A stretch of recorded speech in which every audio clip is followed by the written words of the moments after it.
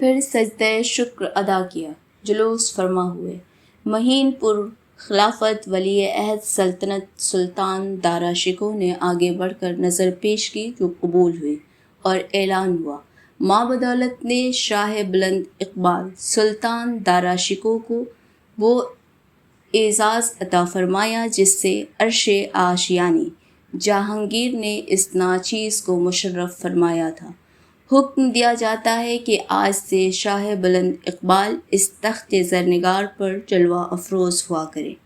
دارا شکوہ نے شاہ بلند اقبال کے خطاب اور تخت کے اعزاز کے شکر میں 7 سلام کیے اور اپنے مقام پر آ کر کھڑا ہو گیا۔ ضلع سبحانی نے وزیر اعظم سعد اللہ خان کو جو سیڑھیوں پر کھڑا تھا اشارہ کیا۔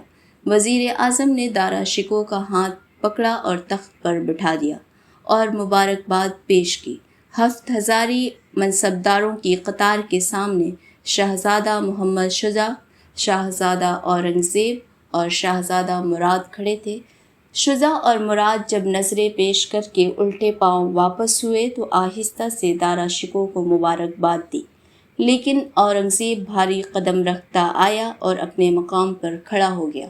شاہ جہاں نے متفکر نگاہوں سے اورنگزیب کو دیکھا اور سعد اللہ خان وزیر اعظم کی نظر پر ہاتھ رکھ دیا۔ ایک پہر دن چڑھ چکا تھا۔ دارا شکوہ اپنے دیوان خانہ خاص میں ورود کرنے والا تھا۔ بیضاوی ایوان کا تمام فرش گجرات کے طلا باف قالینوں سے مزین تھا۔ جنوبی دیوار کے نیچے سونے کا تخت مسند سے آراستہ تھا۔ دونوں بازوؤں پر دور تک چاندی کی چھوٹی چوکیاں بچھی تھیں۔ ان کے آگے گنگا جمنی تپائیاں رکھی تھیں۔ ان کے برابر پیکدان سجے ہوئے تھے۔ دیواروں کے مخملی دیوار پوشوں پر ویدوں اپنشدوں کے بہترین اقوال خطاطی کے نادر نمونوں کے لباس پہنے چمک رہے تھے۔ سونے چاندی کے فریموں میں مشرق و مغرب کے مصوروں کے شاہکار آویزہ تھے۔ زرنگار چھت پر مرصع فانوس جگمگا رہے تھے۔ طاقوں میں موتیوں کی چلمنوں کے پیچھے طلائی انگیٹھیوں میں خوشبو سلگ رہی تھی۔ گوشوں میں چاندی کے قد آدم مورتیں اطلس کے لباس پہنے سروں پر گلدان اٹھائے کھڑی تھیں جن کے تازہ سرخ گلاب مہک رہے تھے۔ دارا کے تخت پر شنکر کی تصویر سایہ کیے ہوئی تھی۔ ایوان کے دروازوں پر راجپوت خاص بردار زرد بنات کے جاموں پر سنہرے پٹکے باندھے، شاہجہانی مندیلوں پر زرعی زیغیں لگائے، گیسوؤں تک مونچھیں چڑھائے جلالت و شجاعت کے مجسمے بنے ہتھیاروں میں جکڑے کھڑے تھے۔ خواجہ سرا مقبول نے دارا کے برآمد ہونے کی اطلاع دی۔ میر منشی چندر بھان اندر داخل ہوا۔ اس کے ساتھ غلام کاغذات کے اطلسی بستے اور سنہری قلمدان اٹھائے ہوئے تھے۔ پھر اپنشدوں کے ودوان راج آچاریہ کبت رائے، ویدوں کے عالم پنڈت نرنجن داس اور مہاکوی کویندر آچاریہ، سرسوتی مہارشی بابا و ملبت داس وغیرہ اپنی اپنی مقررہ جگہوں پر آ کر بیٹھ گئے۔ پھر نقیب کی آواز بلند ہوئی، کاشانی مخمل کے پردے زریں کمر غلاموں کے ہاتھ میں سمٹ گئے۔ دارا ایوان میں داخل ہوا۔ اس کا قد اونچا اور جسم سڈول تھا۔ موتیوں کے سرپیش سے بوجھل سیاہ مندیل کے نیچے اونچی فراخ پیشانی چمک رہی تھی۔ سرو ہی کی طرح کھچے ہوئے سیاہ ابروؤں کے سائے میں سوچتی ہوئی لامبی سیاہ آنکھوں سے فضل اور فکر کا نور ٹپک رہا تھا۔ سیاہ شاہجہانی داڑھی نے اس کی جمیل شخصیت کو جلیل بنا دیا تھا۔ وہ اکبری سلطنت کا سفید کھڑکی دار جامہ پہنے تھا۔ فراخ سینے پر پڑی ہوئی الماس کی آرسی میں شیو کی تصویر کھدی تھی۔ داہنے ہاتھ کی پہلی لمبی نازک انگلی کی اشرفی کے برابر انگوٹھی میں سنسکرت رسم الخط میں پربھو کا لفظ کندہ تھا۔ بازوؤں کے جوشن، کمر کا پٹکا راجپوتی طرز آرائش کا نمونہ تھے۔ اگر اس کے چہرے سے داڑھی تراش لی جاتی تو وہ ہو بہو اکبر اعظم کی تصویر بن جاتا۔ تخت کے پیچھے خواجہ سرا بسنت ہزاری پوشاک پہنے چنور ہاتھ میں لیے کھڑا تھا۔ پھر غلاموں کی ایک قطار اندر آئی۔ حاضرین کے عطر ملا گیا۔ سونے کے ورق میں لپٹی ہوئی پان کی گلوریاں عطا ہوئیں۔ حقے بخشے گئے۔ دارا نے ایک غلام کے ہاتھ سے اپنی اسٹک کی مہنال قبول کی، ایک کش لیا اور مہاکوی کو دیکھا۔ مہاکوی چوکی سے اترا، اشارہ پا کر تخت کے سامنے آیا، 3 سلام کیے اور 2 زانوں بیٹھ گیا۔ تم کب آئے سرسوتی؟ سرسوتی نے میر منشی چندربھان کو دیکھا۔ چندربھان نے ہاتھ جوڑ کر نویدن کیا، کبھی راج کو مجرے کی اجازت غلام نے دی ہے صاحب عالم۔ تم اگر اجازت نہ دیتے تو معتوب ہوتے۔ کبھی راج نے دونوں ہاتھ سینے پر باندھے اور عرض کیا، شاہ جہاں باد تو کل آ گیا تھا، لیکن پریاگ سے جو سامان لایا تھا وہ سنبھالے نہ سنبھلتا تھا، اس لیے صاحب عالم کے چرن چھونے حاضر نہ ہو سکا۔ کیسا سامان؟ کس کا سامان؟ دارا نے ابرو سمیٹ کر پوچھا۔ کبھی راج نے دونوں ہاتھ زانوؤں پر رکھ لیے، اس کے پٹکے میں لگا ہوا جڑاؤں خنجر چمک اٹھا، چندن سے سفید پیشانی کھل اٹھی۔ اس نے ایک ٹھنڈی سانس لی اور مغموم آواز میں بولا، صاحب عالم کی ہندو پرجا کے سینکڑوں من آنسو، ہزاروں من آہیں اور لاکھوں من بپتائیں اکیلے لاد کر لایا ہوں، چور چور ہو گیا ہوں۔ ہم سمجھنے سے قاصر ہیں۔ جب سوریہ کے سامنے دیا جلتا ہے تو اندھیرا جاتا ہے۔ مغل سمراٹ کا مہاکوی اپنے آپ کو صاحب عالم کی سرکار میں گونگا پاتا ہے۔ من میں لہریں لیتے جوالا ساگر کو ان پوتر چرنوں میں انڈھیل دینے کا ساہس نہیں ہوتا۔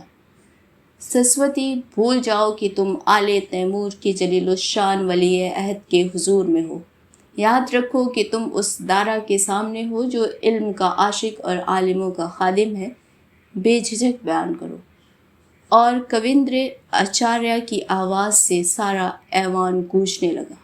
بھارت کے کونے کونے سے لاکھوں یاتری بیوی بچوں کے بوجھ کو تیاگ کر پد یاترا کرتے، کالے کوسوں کے دکھ بھوگتے پریاگ آتے ہیں، لیکن گنگا میاں کے پوتر پانی سے کوسوں دور پڑے سوکھتے رہتے ہیں۔ یہ ساہس نہیں ہوتا کہ اشنان کر کے اپنے کیے کا لکھا دھو سکیں۔ کیوں؟ دارا کے غضب کی پرچھائی پر ہر چہرے پر لرز گئی۔ دارا کے غضب کی پرچھائی ہر چہرے پر لرز گئی۔ سرکاری محصول کی در آسمان سے باتیں کرتی ہے صاحب عالم۔ حکم ہے کہ ہر یاتری اشنان سے پہلے کھری چاندی کا 1 روپیہ خزانے میں داخل کرے۔ یوراج، اگر ان کرم کے ماروں کے پاس چاندی کا 1 روپیہ ہوتا تو پاپ ہی کیوں کرتے؟ جب پاپ نہ کرتے تو پن کی اچھا در بدر کی ٹھوکریں کھانے پر کیوں مجبور کرتی؟ اس سال یہ غلام بھی اشنان کرنے پریاگ گیا تھا۔ جب یاتریوں کو معلوم ہوا کہ میری پہنچ یوراج کے سنگھاسن تک ہے تو ان لاکھوں دکھیوں نے مجھے گھیر لیا۔ آنسوؤں کی گنگا جمنا سے دھوئی ہوئی پرارتھنا میری گودی میں ڈال دی کہ میں ان کا دکھ اس مہابلی کے کانوں تک پہنچا دوں جس کے ماتھے کا ایک بل بھارت کا اتہاس بدل سکتا ہے۔ دارا کا سر جھک گیا، اس کی مٹھیاں بندھ گئی تھیں، ہونٹ بھیج گئے تھے۔ کبھی راج نے گرم لوہے پر ایک اور چوٹ کی، صاحب عالم، میں اپنے ساتھ ان دکھیاروں کے دکھ نہ لا سکا جو چاندی کے اس روپے کے خوف میں اپنے اپنے جھوپڑیوں میں اندھیارے پاپوں کی بھینکر چادر اوڑھے روتے رہتے ہیں، لوبھی ہردے کی گندھ میں سڑتے رہتے ہیں۔ مہاکوی، صاحب عالم، ہماری رعایا تک ہمارا پیغام پہنچا دو کہ محصول معاف کرایا جائے گا، جس قیمت پر ممکن ہوگا اس قیمت پر معاف کرایا جائے گا۔ وہ دیر تک اسی طرح خاموش بیٹھے رہے۔ خنک رات کی زلف کمر تک پہنچنے لگی تھی۔ نہر بہشت کے کنارے پر کھڑے ہوئے مرصع جھاڑوں کے انگنت طلائی پیالوں میں خوشبودار تیل جل رہا تھا۔ ٹھنڈی سفید روشنی میں دولت خانہ خاص کا مجلہ صحن آئینے کی طرح چمک رہا تھا۔ دربار خاص کی سیڑھیوں کے سامنے خواجہ سرار ننگی تلواریں کندھوں پر رکھے پہرا دے رہے تھے۔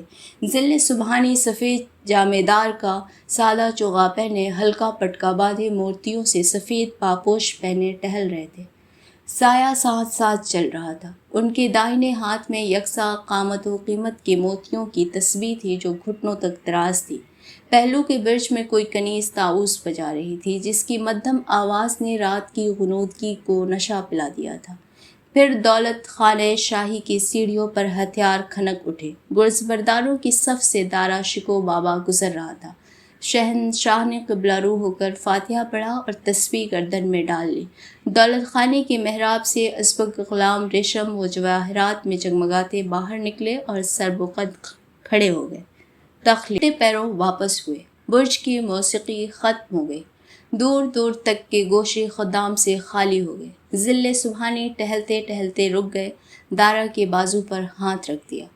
दारा शिको बाबा, हमने तुम्हें वक्त ख़ास में बारियाब किया कि रमूज़े सल्तनत से आशना फरमाएं। आज दरबार ख़ास में तुमने जिस हिद्दत और शिद्दत के साथ यात्रियों के महसूल के ख़िलाफ़ तकरीर की, वो अगर नादानिस्तगी में कोई लफ्ज़ आला हज़रत की शान मौजूदगी के ख़िलाफ़ निकल गया हो तो माफ़ी चाहता हूँ। आला हज़रत ने उसे दोनों बाजुओं से पकड़ लिया और उसी तरह एक एक लफ्ज़ पर ज़ोर देकर बोले, जैसे कोई शफीक बाप अपने शरीर बेटे को समझा रहा हो। नहीं, तुमने जो कुछ कहा वो दुरुस्त था, लेकिन जिस जगह और जिस तरह कहा वो शान दाराई और आईन सियासत के ख़िलाफ़ था। तुमको तख्ते ताऊस पर जुलूस करना है। अगर इस अज़ीमुश्शान सल्तनत का फरमा रवा होना है, तुम्हारी एक जुम्बिश लब हज़ारों लाखों जलीलुल क़द्र इंसानों की तकदीर बना सकती है और मिटा सकती है। इसलिए दारा शिको बाबा को ये ज़ेब नहीं देता कि वो चंद आंसुओं की गर्मी से पिघल जाए। दारा ने एहतियात से गर्दन उठाई कि कहीं उसका जेग़े ज़र्री चेहरे मुबारक से न लग जाए। दोनों हाथ सीने पर बांधे और मज़बूत आवाज़ में बोला, अदले जहांगीरी और फ़ज़ल शाहजहानी ने ग़ुलाम को तालीम दी है कि हमको अपनी रियाया के साथ यकसा सलूक करना चाहिए। न सिर्फ ये बल्कि हिंदुओं को इस तरह नवाजना चाहिए कि वो ये भूल जाएं कि उनका शहंशाह मुग़ल है, मुसलमान है।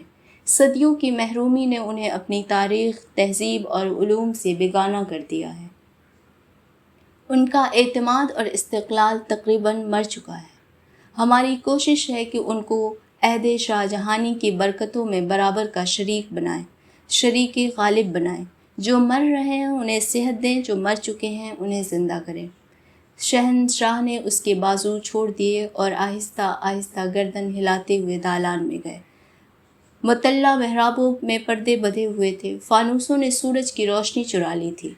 ज़िले सुबहानी फिरोज़ी की चौकी पर मसनद लगकर बैठ गए। हाथ से इशारा करके दारा को सुनहरी कुर्सी पर बिठा दिया और मसनद की पुश्त को देखा। दारा ने लपक कर पेशवान की नय पेश कर दी। ज़िले सुबहानी ने कश लिया और आहिस्ता से बोले, बेटे, जिस तरह हिंदुस्तान की सल्तनत रूए ज़मीन की सबसे बड़ी और दौलतमंद सल्तनत है, उसी तरह उसके मसाइल दूसरी हुकूमतों से बड़े और लातादाद हैं। जन्नत मकानी अकबर आज़म ने 50 बरस तक बड़ी धूमधाम से सल्तनत की, लेकिन उन्हीं के अहद मुबारक में काबुल से बुखारा तक ऐसी सख्तियाँ की गईं कि वो इलाका जो मुग़ल लश्कर को ताज़े खून की तरह सिपाही मुहैया करता था, बागी हो गया। अब सूरत हाल ये है कि हम अपनी तलवार से उन्हें काबू में रखे हुए हैं।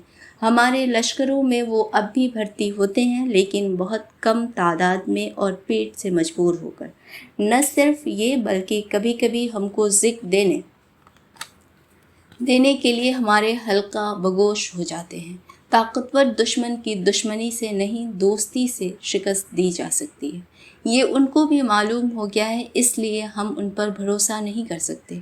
सारी कलमरू का इंतज़ाम उन फ़ौजों के कांधे पर है जो इसी गर्म मुल्क के आराम तलब बाशिंदे हैं, और दरबार का रंग ये है कि वो देसी और विलायती अमीरों में तकसीम है। विलायती अमीर ईरानी और तुरानी के झगड़ों में पड़कर तख्त व ताज के बजाय अपने छोटे छोटे मफादात के ग़ुलाम होकर रह गए हैं। देसी अमीर मजहबी मनाफरत के अलावा छोटे ताल्लुकात की बेड़ियों में जकड़े पड़े हैं। राजपूतों का ये आलम है कि सिसोदिया कछवाहा को नहीं बर्दाश्त कर सकता और सूरजवंशी चंद्रवंशी को खुश नहीं देख सकता।